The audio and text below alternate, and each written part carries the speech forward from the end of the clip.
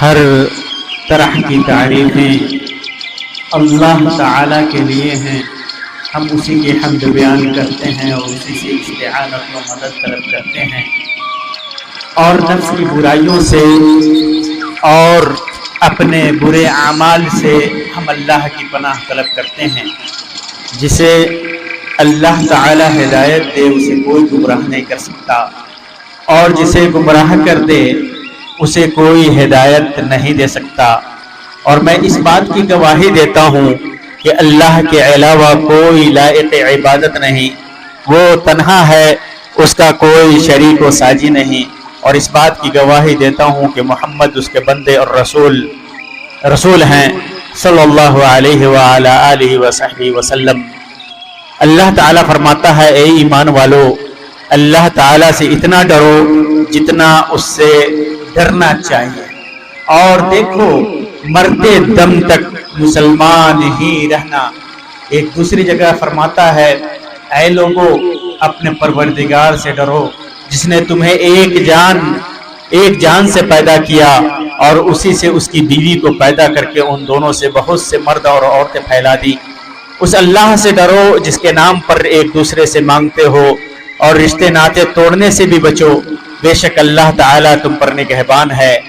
نیز فرماتا ہے، اے ایمان والو، اللہ تعالیٰ سے ڈرو اور سیدھی سیدھی سچی باتیں کیا کرو، تاکہ اللہ تعالیٰ تمہارے کام سنوار دے اور تمہارے گناہ معاف فرما دے، اور جو بھی اللہ اور اس کے رسول کی تابعداری کرے گا اس نے بڑی مراد پالی۔ اما بعد، میرے بھائیوں، حسن خلق، اچھے اخلاق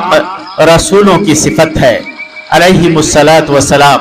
صدیقوں کے اعمال میں سب سے افضل ہے، نہایت اعلیٰ اور نفع بخش صفت ہے، جس کی اساس صبر، بردباری اور اس کی رغبت و چاہت ہے۔ اس کی نشانیوں میں سے غلطی کرنے والے سے درگزر کرنا اور تمام مخلوقات کو فائدہ پہنچانا ہے۔ حسن الخلق کی تعریف کرتے ہوئے علامہ عبد الرحمن سعدی رحمہ اللہ فرماتے ہیں، حسن خلق گناہوں کو معاف کرنا، غلطیوں سے درگزر کرنا، برائی کا بدلہ اچھائی سے دینا ہے۔ ان تمام کا ذکر اللہ تعالیٰ نے ایک جگہ پر کیا ہے، فرماتا ہے، خذ العفو وامر بالعرف وعارض عن الجاہلین۔ آپ درگزر کو اختیار کیجئے، نیک کام کی تعلیم دیجئے اور جاہلوں سے کنارہ کش ہو جائیے۔ لوگوں کے اچھے اخلاق کو لے لو اور اچھے اخلاق اور جو بھی اچھے اخلاق ملے ہیں ان سے فائدہ اٹھاؤ، اور جو مل نہیں سکتا یا کم ملا یا اگر کچھ کمی ہے تو اس سے چشم پوشی کرو۔ اس کا معنی یہ ہوا کہ لوگوں کی طرف سے اگر کچھ خیر و بھلائی آتی ہے یا ان کی طبیعت سے خوش خلقی کا اظہار ہوتا ہے، حسن خلق کا اظہار ہوتا ہے، تو ان کا شکریہ ادا کرو اور اس سے زیادہ کا مطالبہ مت کرو، گرچہ یہ ان پر واجب ہے کہ وہ زیادہ سے زیادہ حسن خلقی کا مظاہرہ کریں۔ اگر ایسا ہوتا ہے تو تمہیں بھی پریشانی نہیں ہوگی اور وہ بھی راحت میں رہیں گے۔ پھر انہوں نے فرمایا، جو لوگوں سے اپنے من کے موافق کامل و مکمل ہونے کی چاہت رکھتا ہے اور پھر جب ان سے کوئی کوتاہی ہوتی ہے تو ان کو ڈانٹتا پھٹکارتا ہے، اور ان سے جو بھی تھوڑا بہت خیر و بھلائی ہوتا ہے اسے رائگاں کر دیتا ہے، اس کی قیمت نہیں جانتا، چنانچہ حسن خلق سے عاری ہو جاتا ہے اور ہمیشہ ان سے لڑائی جھگڑا اور بحث و مباحثہ میں لگا رہتا ہے۔ جبکہ دراندیش آدمی خود کو کوتاہیوں اور کمیوں کے ارتکاب کرنے والوں کے ہم آہنگ کر لیتا ہے، اپنے آپ کو ان کے موافق ڈھال لیتا ہے، اپنی طبیعت کو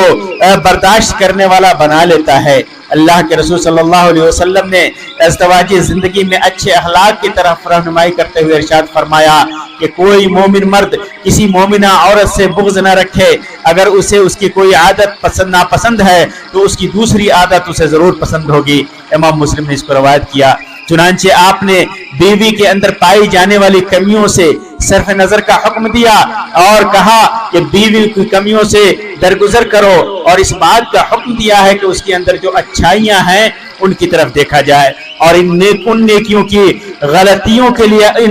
کو غلطیوں کے لیے آڑ سمجھا جائے، کیونکہ اسی طرح سے ازدواجی زندگی، شادی شدہ زندگی خوش اسلوبی سے اور اچھے طریقے سے چلے گی، اور لڑائی جھگڑا کم ہوگا، گھر میں امن سکون اور شانتی پھیلے گی۔ اسی طرح تمام حقوق و معاملات کو قیاس کر لیجئے چنانچہ جب بچوں اور ماں باپ کے درمیان کوئی معاملہ ہو، بیٹے اور باپ کے درمیان کوئی معاملہ ہو، ماں اور بیٹے کے درمیان کوئی معاملہ ہو اور اسی طریقے پر چل کر اسے حل کیا جائے تو اس سے ان کے حقوق کی ادائیگی ہوگی اور ان کے ساتھ بر و احسان ہوگا، فرما برداری ادا ہوگی۔ جب باپ اپنے بیٹے کی تھوڑی سی فرما برداری پر خود کو اس کے شکر کا عادی بنا لے، اس کی کمیوں کو اور کوتاہیوں کو معاف کرتا رہے تو بر و فرما برداری میں اضافہ ہوگا اور ماں باپ کی فرما برداری واجب ہے اور اگر اضافہ ہوگا اور ماں باپ کے لیے راحت کا سامان ہوگا۔ اللہ اس پر رحم فرمائے جس نے اپنی اولاد کو کی نیکی اور فرما برداری پر مدد کی۔ اسی طرح اولاد پر جن پر ماں باپ کی فرما برداری، ماں باپ کا سیوا واجب ہے، اور اگر والدین کی طرف سے کوئی سختی اور بدمزاجی ہو ظاہر ہو اور کوئی کڑی بات وہ کر دیں تو خود کو انہیں برداشت کرنے کا عادی بنا لیں، اور جو بھی تھوڑی بہت احسان و بھلائی اور نرمی پائے تو اس پر ان کا شکریہ ادا کرے، اور یہ ایسی نیکی ہے جس کی توفیق اچھی قسمت والوں اور نصیبہ والوں کو ہی ملتی ہے۔ اسی طرح دوستوں، ہمسایوں، پڑوسیوں اور جن کے ساتھ معاملات ہوں اس میں بھی یہی راہ اپنائے، جیسے جو کچھ بھی ان کی طرف سے محسوس کرے اسی پر قناعت کرے، اور اگر کوئی کام یا بات یا پھر کوئی معاملہ اگر اپنے موافق نہ ہو تو اسے برداشت کرے، اسی سے دوستی اور صحبت قائم اور مضبوط رہتی ہے۔ بھائیوں، شیخ رحم اللہ کا یہ بھی کہنا ہے کہ اگر کسی کو اپنے ساتھی یا متعلق سے کوئی ایک برائی محسوس ہوتی ہے اور اس کی وجہ سے وہ اس کے پچھلے سارے محاسن اور نیکیاں اور بھلائیاں بھول جاتا ہے تو یہ بہت بڑی حماقت، قلت وفا اور ناانصافی کی بات ہے۔ اگر کسی کے اندر یہ صفت ہے تو وہ سب سے بڑا بدخلق ہے جو حسن اخلاق سے بہت دور ہے۔ مقصد یہ ہے کہ اگر دو لوگوں کے درمیان کسی حق کا معاملہ ہے اور اس کی بنیاد خود العفو پر ہے، چنانچہ اس نے حصول معافی اور عدم منافع پر معافی اور درگزر کی عادت ڈال لی تو ایسا کرنے والا خیر کو پا لیتا ہے اور بہت سارے شر و برائی سے محفوظ ہو جاتا ہے، اور جب حد سے زیادہ چھان بین اور تمام حقوق کے مکمل مطالبت پر اس کی بنیاد رکھ لے گا تو اس کے اندر نقص اور خلل در آئے گا۔ بھائیوں، اللہ تعالیٰ اپنے نبی صلی اللہ علیہ وسلم کی تعریف و مدح کرتے ہوئے فرماتا ہے وَإِنَّكَ لَعَلَىٰ خُلُقٍ عَظِيمٍ، تو بے شک آپ بہت بڑے اور عمدہ اخلاق پر ہیں۔ عائشہ رضی اللہ تعالیٰ عنہ سے جب اللہ کے رسول صلی اللہ علیہ وسلم کے اخلاق کے بارے میں پوچھا گیا تو انہوں نے فرمایا كَانَ خُلُقُهُ الْقُرْآنِ، آپ کا اخلاق سراپا قرآن تھا۔ چنانچہ جس نے قرآن کو اپنا اخلاق بنا لیا وہ انعام یافتہ ہو گیا، اور جس نے اسے ادب بنا لیا وہ قابل اکرام ہو گیا۔ اللہ کے رسول صلی اللہ علیہ وسلم اپنی بعثت کی پہلی غایت اور سب سے اہم غایت، مقصد اور دعوت کے اسلوب اور طریقے کے لیے اسی اخلاق کی تحدید کی ہے۔ اللہ کے رسول صلی اللہ علیہ وسلم نے آپ نے ارشاد فرمایا انما بعثت لاتمم مکارم الاخلاق، میری بعثت اس واسطے ہوئی کہ میں اخلاقی اقدار کی تکمیل کر سکوں۔ بھائیوں، اللہ کے رسول صلی اللہ علیہ وسلم نے دین میں حسن اخلاق کے مرتبہ اور اس سے متصف انسان کے لیے جو خاص مقام اور اجر عظیم ہے اس کو واضح کر کے بیان کر دیا ہے۔ ان میں سے بعد کا بیان ہم انشاءاللہ کریں گے۔ اللہ کے رسول صلی اللہ علیہ وسلم نے حسن خلق کو بر اور نیکی قرار دیا ہے۔ بر صلہ رحمی کے معنی میں ہے، نظم، لطف و کرم، احسان، حسن صحبت، طاعت اور طاعت کے معنی میں بھی ہے۔ یہ تمام امور حسن خلق کے اندر پائے جاتے ہیں۔ نواس بن سمعان رضی اللہ تعالیٰ عنہ کہتے ہیں کہ ہم نے اللہ کے رسول صلی اللہ علیہ وسلم سے نیکی اور گناہ کے بارے میں پوچھا تو آپ نے فرمایا کہ نیکی اچھا خلق ہے، نیکی حسن خلق کا نام ہے، اور گناہ وہ ہے جو تمہارے دل میں کھٹکے اور تم اس بات کو ناپسند کرو کہ لوگوں کو تمہارے اس گناہ کا پتہ چلے۔ امام مسلم نے اس کو روایت کیا ہے۔ اسی طرح صحیح حدیث میں ہے اللہ کے رسول صلی اللہ علیہ وسلم نے اچھے اخلاق کے حاملین کے لیے ایک بہترین اور عظیم تحفہ کے بارے میں بتایا۔ فرمایا کہ اللہ کے نزدیک اخلاق کے اعتبار سے جو بہت اچھا ہے وہ سب سے محبوب بندہ ہے۔ ابو دردہ رضی اللہ تعالیٰ عنہ سے مروی ہے کہ اللہ کے رسول صلی اللہ علیہ وسلم نے ارشاد فرمایا کہ قیامت کے دن مومن کے میزان میں، ترازو میں اخلاق حسنہ سے بھاری کوئی چیز نہیں ہوگی، اور اللہ تعالیٰ بے حیا بدزुबान इंसान से नफरत करता है। इमाम तिरमिज़ी जी ने इसको रवायत किया, अल्लामा अलबानी ने इसको सही कहा है। इसी तरह तबरानी वगैरह की एक हसन दर्जे की हदीस है, अबू हुरैरा रज़ियल्लाहु ताला अन्हु से मरवी है, फरमाते हैं कि अल्लाह के रसूल सल्लल्लाहु अलैहि वसल्लम ने फरमाया कि अल्लाह तबारक व तआला बंदे को हुस्न खुल्क की वजह से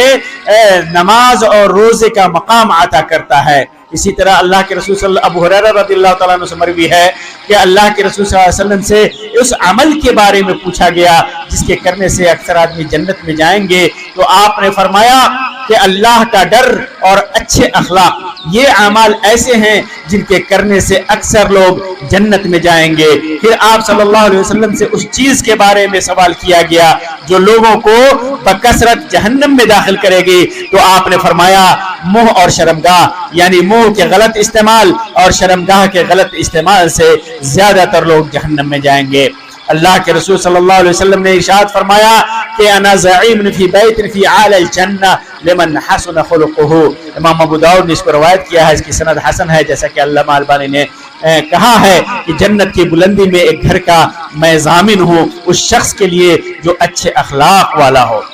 जिस आला अखलाक बेहतरीन की दावत, बेहतरीन अखलाक की दावत अल्लाह के रसूल सल्लल्लाहु अलैहि वसल्लम ने दी और जिसे अपनी जिंदगी में ढाला, वो हमारे लिए बेहतरीन कुदवा और नमूना है। हमारे लिए जरूरी है कि इस अखलाक के बेहतरीन चिराग की रोशनी से अपनी जिंदगी को जगमगाएं और आप सल्लल्लाहु अलैहि वसल्लम के रास्ते पर, बताए हुए रास्ते पर गामजन होकर अच्छे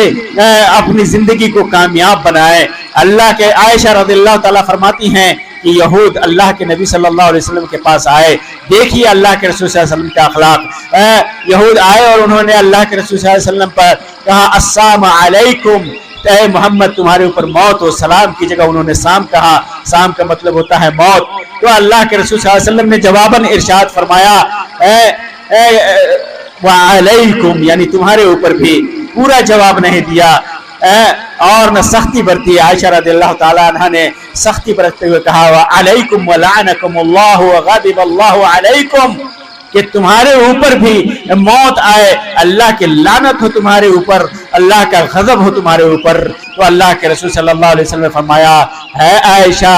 जरा धीरे धीरे नरम खुई इख्तियार करो, सख्ती और बदकलामी से परहेज करो। तो आयशा रज़ियल्लाहु ताला अन्हा ने कहा कि आप नहीं देख रहे हैं कि ये यहूद कैसे बकवास कर रहे हैं। तो आप सल्लल्लाहु अलैहि वसल्लम ने फरमाया कि तुमने नहीं सुना कि मैंने उन्हें क्या जवाब दिया? मैंने उनकी बात उन्हीं पर लौटा दी और कहा वालैकुम, और मेरी उनके बदले में दुआ कबूल की गई। मैं नबी हूँ, मेरी दुआ कबूल की गई और उनकी मेरे बारे में कबूल ही नहीं की गई। इमाम बुखारी और मुस्लिम ने इसको रवायत किया है। अल्लाह के रसूल सल्लल्लाहु अलैहि वसल्लम ने यहूद के साथ निहायत ही बुरा, अल्लाह के रसूल सल्लल्लाहु अलैहि वसल्लम के साथ यहूद ने निहायत ही बुरा बर्ताव किया, आपके लिए मौत की बद्दुआ की और बजाय उसके अल्लाह के रसूल सल्लल्लाहु अलैहि वसल्लम उनके साथ सख्ती करते, उन्हें बद्दुआ, उन्हीं की बद्दुआ को वालेकुम कह करके उन्हीं के ऊपर लौटा दिया। और आयशा रज़ियल्लाहु ताला अन्हा के जरिए पूरी उम्मत को नरमी और बुरदबारी और अच्छे अखलाक इख्तियार करने की का हुक्म दिया और उन्हें उनकी रहनुमाई की, फाश और सख्ती से बचने की तरफ उनकी रहनुमाई की। इसी तरह अल्लाह के रसूल सल्लल्लाहु अलैहि वसल्लम बच्चों को सलाम करते, उनसे दिल लगी करते, छोटे बच्चे के मुंह में खजूर चबा कर रखते, उनके लिए दुआएं करते। अगर कोई बच्चा आपकी गोद में पेशाब कर देता तो उसके पेशाब पर पानी छिड़कवाते, कभी सख्ती नहीं बरतते, उनसे जिक्र नहीं होते, उनसे परेशान नहीं होते। जाबिर इब्न समरा रज़ियल्लाहु ताला अन्हु फरमाते हैं कि मैंने अल्लाह के रसूल सल्लल्लाहु अलैहि वसल्लम के साथ ज़ुहर की नमाज पढ़ी, फिर आप सल्लल्लाहु अलैहि वसल्लम अपने घर जाने के लिए निकले और मैं भी आपके साथ निकला। सामने कुछ बच्चे आए तो आप सल्लल्लाहु अलैहि वसल्लम ने उनमें से हर एक बच्चे के रुखसार पर हाथ फेरा और मेरे रुखसार पर भी हाथ फेरा। मैंने आप सल्लल्लाहु अलैहि वसल्लम के हाथ में ठंडक और खुशबू महसूस की, खुशबू देखी जैसे नबी करीम सल्लल्लाहु अलैहि वसल्लम ने खुशबू साज के डब्बे में से हाथ निकाला हो। इमाम मुस्लिम ने उसको रवायत किया। یہ اللہ کے رسول صلی اللہ علیہ وسلم کے بہترین اخلاق ہیں جو آپ کی امت کو اختیار کرنی چاہیے۔ یہ وہ اخلاق ہیں جن کو اپنانے کے بعد امت مسلمہ آدھی سے زیادہ دنیا پر نہایت ہی مختصر وقت میں قابض ہو گئی۔ جب مسلمانوں کے اندر سے اخلاق کا فقدان ہوا، اچھے اخلاق کا فقدان ہوا، تو پھر ان کا دائرہ سمٹتا گیا۔